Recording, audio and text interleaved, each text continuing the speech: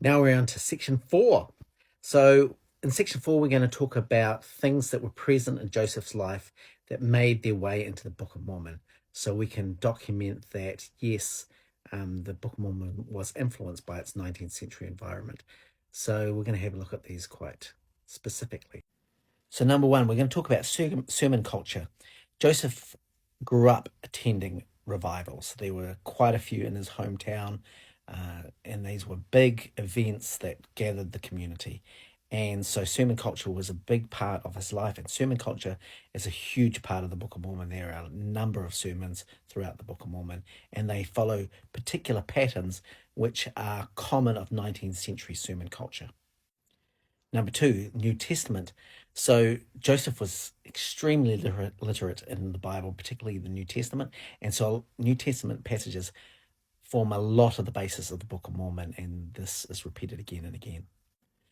Number 3, there are a number of biblical parallels.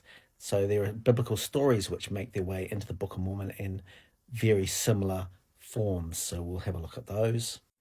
Number 4, notable publications of the time find their way into the Book of Mormon in the kinds of language that is expressed, also the themes. And so we see lots of the early 19th century writings forming the basis of the Book of Mormon. Number 5, Joseph Sr.'s visions.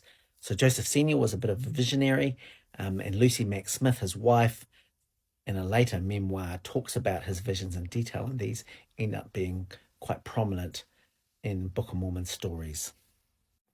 6, Joseph's family dynamics end up in the Book of Mormon. The same relationships that characters in the Book of Mormon have are characteristics of Joseph and his family. Number 7, there are a number of prophet parallels. So characters, prominent voices in the Book of Mormon who are prophets seem to mirror Joseph quite significantly. 8, Joseph's life. So a number of events and circumstances in Joseph's own personal life end up in the Book of Mormon in significant ways, and we'll detail them. Number 9, characters. So significant people in the Book of Mormon, particularly secondary people, their characters seem to mirror 19th century people that Joseph would know or that were significant in the culture, and so we'll detail those. And 10, political events. So a number of political events that happened in and around Joseph end up in the Book of Mormon in significant ways, suggesting that Joseph was drawing on what was happening in the political environment to furnish some of the stories and background of the Book of Mormon. And we'll detail this all in section 4. Section 4, number 1, sermon culture. So Joseph grew up in the Second Great Awakening, and in Palmyra, near his home, there were a number of revivals. And here's a artist's depiction of one. This is a Methodist camp meeting, and this is what it looked like in 19th century America. People in vast numbers, some camping, and towers erected to be able to teach to the throngs of people. Here is another artist depiction of these 19th century revivals, and here is the text of Mosiah chapter 2, where a revival is detailed. The tents, the tower, so that people could hear the message that needed to be said. Sermons make up a large amount of the Book of Mormon, 40% in fact. And here are all of the chapters and the topics of the sermons in the Book of Mormon, and these are done by various voices, Mormon, Lehi, Nephi, all of these prophets speaking in a sermon type way. And these are the more compelling parts of the Book of Mormon, in that a sermon's very emotive. Here is work from William Davis, who is an LDS scholar and an expert in this particular field, and he demonstrates a number of 19th century sermon techniques that appear in the Book of Mormon. And the first one is the laying down of heads, and I'll put a link in the show notes so that you can see and review his work. The short synopsis is that there is a plan detailed before the events are fleshed out, and this is called laying down heads. And these are things that we see into the early history of the church. Another common 19th century sermon technique was 3 core ideas, and here they are detailed in lots of places in the Book of Mormon. And again, and again, and again. And we see patterns of 19th century sermon technique exhibited in the text again, and again, and again, and again. These happen with such regularity that it's hard to escape the idea that these are the ways that sermons were delivered. And we have examples of these in the 19th century, so we can compare them against each other and see that, yes, indeed, the sermons and the sermon culture that existed in the 19th century is the same sermon technique that is used again in the Book of Mormon. And here is LDS scholar William Davis's book, Visions in a Seer Stone, which details all of this 19th century sermon culture in the Book of Mormon, and it's a must read, particularly if you're interested in this particular subject. Fabulous. Section 4, number 2, the New Testament. So it can't be understated how much the New Testament influences the Book of Mormon. There is passage after passage on every single page of the Book of Mormon, and we're going to go through it. Firstly, you have to understand that the Book of Mormon is heavily influenced by the Old Testament. There's a number of passages of Isaiah, there's the 10 Commandments, there's Malachi. So about 10% of the Book of Mormon is the Old Testament. And a further 10% of the Book of Mormon is the New Testament. And this shouldn't be the case because, of course, Lehi left Jerusalem in 600 BC. So there should be no New Testament in the Book of Mormon unless Christ brought some when he came. But there is a ton of New Testament material, and it is all throughout the Book of Mormon. I've got a bit of a chart. Here's more and more. And you can see that for every New Testament passage there's multiple references in the Book of Mormon. So every page in the Book of Mormon has some New Testament phraseology in it. Then there are whole passages, whole verses of the New Testament which end up word for word or pretty much word for word in the Book of Mormon. And here's some examples. And more, and more, and a whole lot more. Some of these are quite integral passages, so large blocks of text. More, and more. And here's just a few more. One of the more interesting parts of the Book of Mormon that compiles a number of biblical passages together is Jacob's allegory of the olive tree in Jacob 5, which is set aside as something quite spectacular. But when you break it down, you can see that it's made up of a number of New Testament and some Old Testament verses and concepts all meshed together. Here are the verses on the left, and here's where they find their way into the verses in the Book of Mormon. This passage is quite sophisticated, but it's really interesting. This is well worthwhile studying in depth because you can see the transitions really clearly if you can analyze them properly. And more, and more, and more, and still some more. Here again, and some more, and finally that's it. One of the trickiest parts of this New Testament in the Book of Mormon is Mark 16 because it's found in Mormon 9. But this part of Mark is called a long ending of Mark, and it's not in the earliest manuscripts, which means it was added by scribes much later, which means that it could not possibly have been a part of the original New Testament, and yet here it is in the Book of Mormon because it's part of the King James Version. Section 4.1, number 3, the Bible. So we talked about how the New Testament and the Old Testament play into the Book of Mormon in terms of actual passages. One other area that the Bible has a significant influence is that a lot of the stories in the Old and New Testament end up in the Book of Mormon in a different form, so there is if there is a base to them. So let's have a look at those now. So there's a parallel scripture in Ether that parallels Matthew 14, which is the story about somebody dancing, a daughter dancing to gain favor, to get the head of somebody that they want dead. 40 days in the wilderness, that's a theme in Mark, but also in Mosiah. We get this idea in Acts about being called away by the Spirit, being carried away to a great high mountain in Revelations. And this also plays out in First Nephi, where Nephi is taken and by the Spirit and shown a great deal of stuff from a high mountain.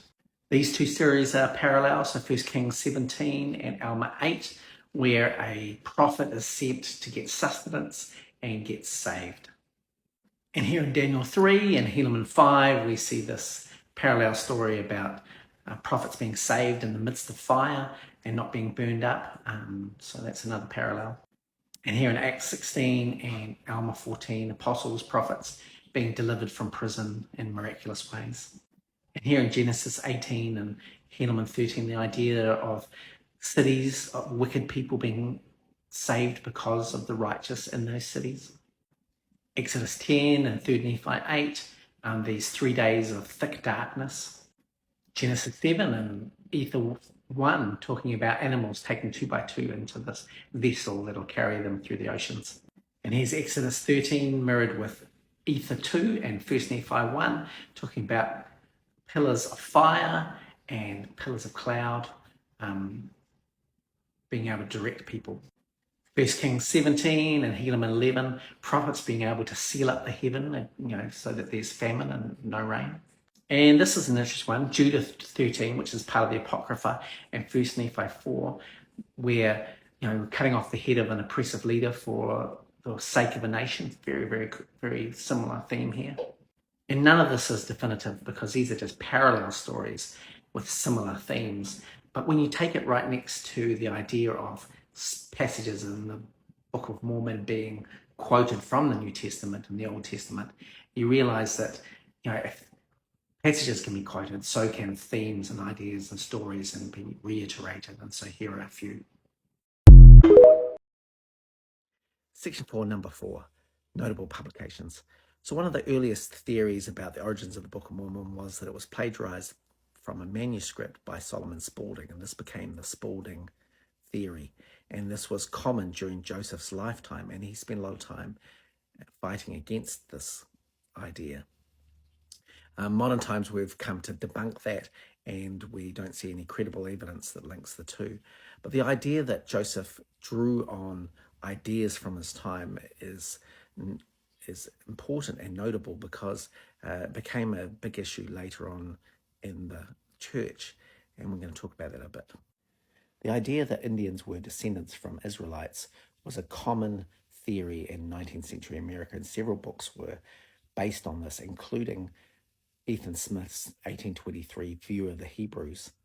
And although this wasn't considered a precursor to the Book of Mormon, certainly not plagiarized, the ideas in it come forth in the Book of Mormon quite a number of times. And church historian B.H. Roberts in the 20th century looked at and compared the Book of Mormon and View of the Hebrews and found lots of parallels, which became quite disturbing to him.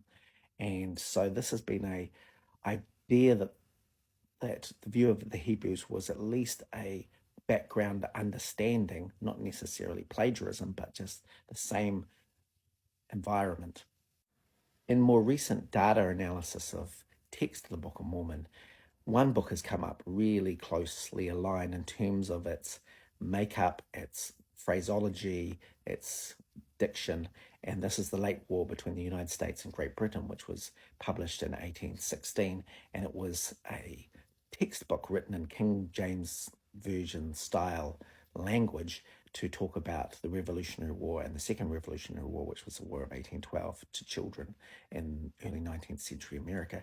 And lots of the phrases and lots of the ideas for wars dovetail into the Book of Mormon.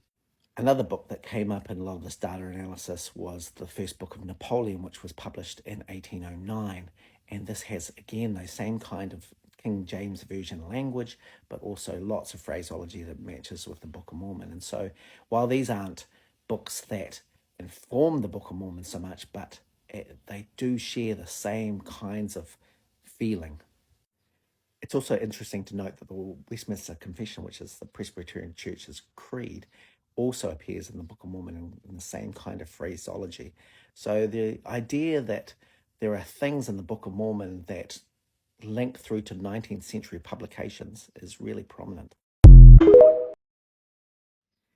Section 4, number 5, Nephi as an autobiographical character. So there's a lot of things in the first part of the Book of Mormon that seem very much like Joseph's life, and the family dynamics that happen with Lehi, Sariah, and the 4 brothers seem very similar to things that happened to Joseph and his life. And so we're just going to go through that quickly. So have a look at these parallels. Nephi and Joseph Smith had similar things going on for them. Nephi was the savior of his family. Joseph saved his. Nephi had several brothers, and the characters Samuel, Jacob, and Joseph seem a lot like Hiram, Samuel, and William. Zoram seems a lot like Oliver Cowdery, a close, loyal friend. Nephi's older, wicked brothers and brothers-in-law seem a lot like Emma's disbelieving relatives, particularly her brothers and cousins. Nephi would have run-ins with his in-laws. Joseph would have run-ins with his. Nephi would have to split from his brethren and in-laws, and Joseph would eventually have to separate from his. Nephi would navigate the dynamics of a large family struggling in the wilderness, and Joseph would experience his large family struggling in the frontier, moving often. Nephi would be more faithful than his family. Joseph would lead his family in faith. Nephi's mother Sariah would have 2 children while in poverty and on the move. Joseph's mother Lucy would have to move while pregnant and give birth under trying circumstances. Nephi would go on a quest to improve the family's lot, and Joseph would go on a quest to improve his family's circumstances. Nephi went on a quest to obtain treasure. Joseph went on a quest to obtain treasure.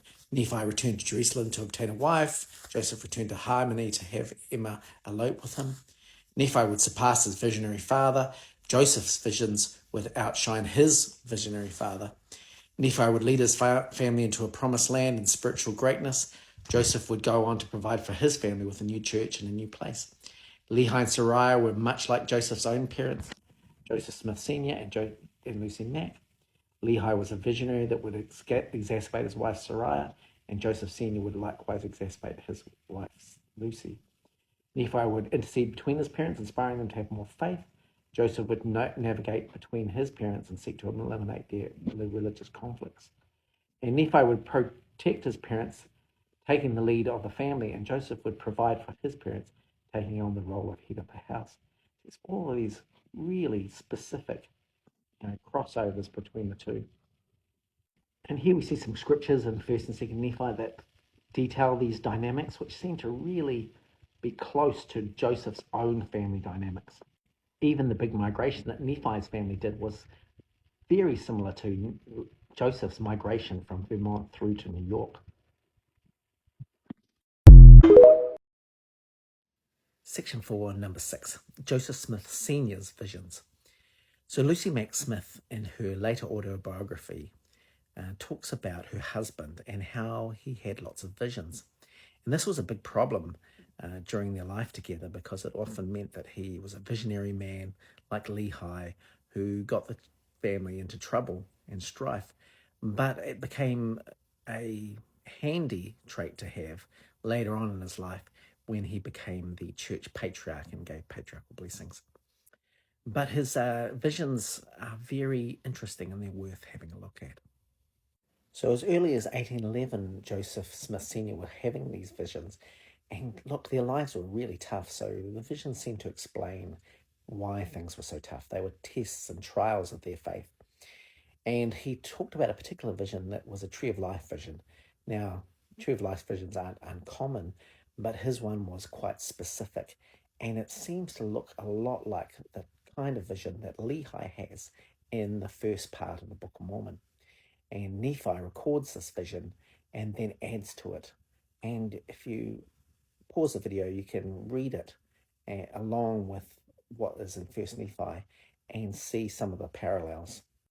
It's not exactly the same, but it's close enough that you can see that this is a really strong story, and a lot of the elements that Joseph Smith Sr. had in his visions are the same kind of elements that Lehi has in the Book of Mormon. And so if you're looking at source material for these stories, Joseph Smith's visions are a strong possibility. This takes up quite a lot of space in 1st Nephi, because Nephi then interprets his father's Lehi's dream and gives a lot more detail to it. So the son surpasses the skills of the father, and this is a really interesting dynamic between Joseph Smith Sr. and Joseph Smith Jr. Nephi offers some contradictions to his father also, so that's quite interesting. And in another curious parallel, Nephi has an angel who interprets this dream for him and shows him what his father saw, but then expands on it. And in the same kind of manner, Joseph gets his own personal revelation through angels who then are able to give him greater knowledge than his father.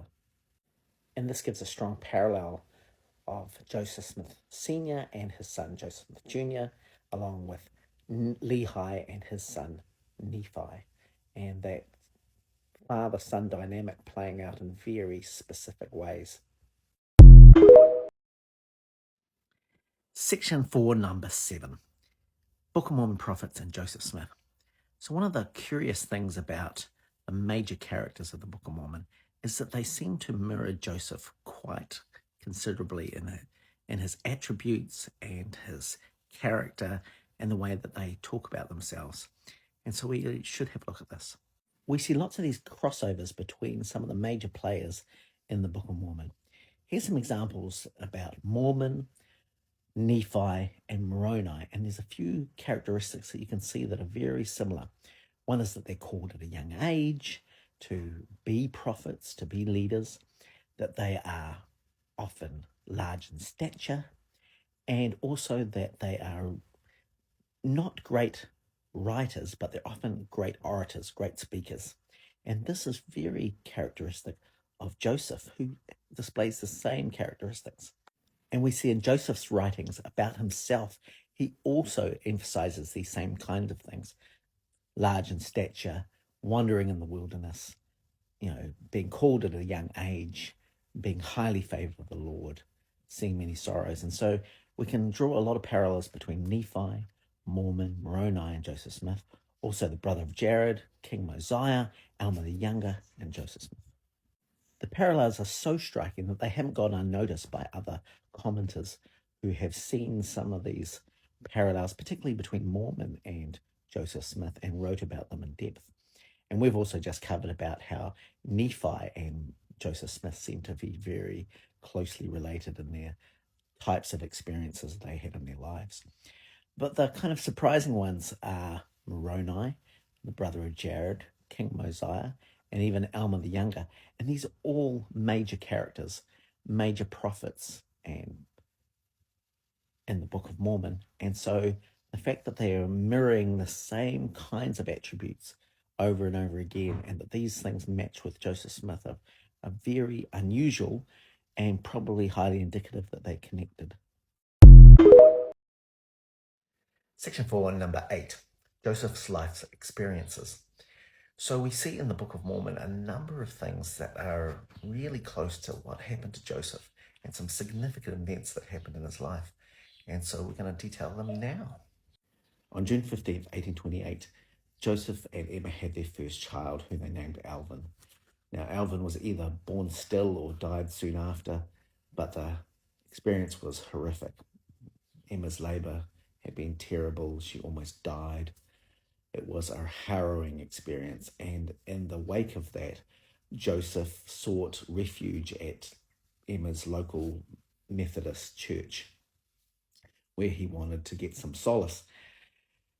And that's when Emma's cousin objected to him being there. The Book of Mormon project had already started with Martin Harris, and they knew of his involvement with the seer stones in the hat, and Emma's cousin basically embarrassed Joseph and kicked him out of the church, or got him kicked out of the church. And this became a major theme of the Book of Mormon, where the prophets talk about not casting out people from churches. That was a grievous crime that churches were doing. Poverty is a big theme of the Book of Mormon, and it's a big thing in Joseph's life. The Smiths were destitute, and that overshadowed everything in their lives. Seership, or working with seer stones, makes a prominent appearance in the Book of Mormon, and this kind of validates Joseph's own seership and seer stone use, which is probably in relation to being cast out of Emma's Methodist Church and the pushback that he was getting from her relatives about his seer stone use. When Alvin, Joseph's brother, was dying in 1823, he called all the family around and gave them blessings. And this comes up in the Book of Mormon several times, but the most prominent is at the beginning of the Book of Mormon, where Lehi, the patriarch, blesses his family as he is dying. In 1828, Martin Harris took characters from the Book of Mormon to Professor Anton in New York to qualify them as an ancient text. And this experience makes its way into the Book of Mormon in 1829, later on, when Joseph relays this as part of an Isaiah prophecy. The text in 2 Nephi 27 is changed from Isaiah 29 to make the facts fit better. The great parallel between Joseph and Nephi in the Book of Mormon is that they both went on two great quests. Nephi went to Jerusalem to get the brass plates, this treasure that needed to save the people, and Joseph went to Harmony to find treasure for Josiah stole. Then Nephi went back to Jerusalem to get wives for the boys, and Joseph also went back to Harmony, Pennsylvania to elope with Emma. Section 4, number 9, prominent 19th century characters in the Book of Mormon. So there are a number of people in the Book of Mormon that are similar to prominent people that Joseph would have known, and we're going to look at that. George Washington was the first president of the United States, and he is prominent for a number of things, but two that are significant that seem to mirror in the Book of Mormon are his desire for a republic and his willingness to limit term lengths for presidents so that they don't become a substitute king.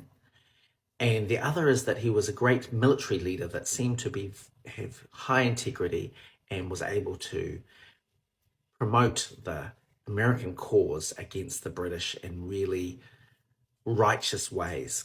And these two characters, or these two aspects of George Washington, exhibit in two prominent characters in the Book of Mormon. One is Mosiah, King Mosiah, who basically advocates for a republic in the Book of Mormon and gets rid of the king system. And then the other is Captain Moroni, who is a fabulous military general who is just above reproach. Samuel Occam was an American Indian who converted to Christianity and was a major proponent of peace between the American settlers and American Indians on the frontier. And his kind of parallel character in the Book of Mormon is Samuel the Lamanite, who comes and teaches the wicked Nephites that they need to repent.